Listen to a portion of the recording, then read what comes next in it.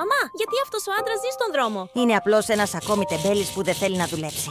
Μην σπαταλάς τον χρόνο σου με τέτοιους ανθρώπους. Κύριε, όταν μεγαλώσω και γίνω πλούσια, θα σας δώσω χρήματα για να έχετε ένα σπίτι. Σε ευχαριστώ πολύ, γλυκό κορίτσι. Κορίτσι μου, μην μιλάς με αυτόν τον άστεγο. Μπορεί να σου μεταδώσει μια ασθένεια. Έλα εδώ αμέσως. Ναι, μαμά, έρχομαι. Μαμά, βοήθησέ με. Κορίτσι μου, είσαι καλά.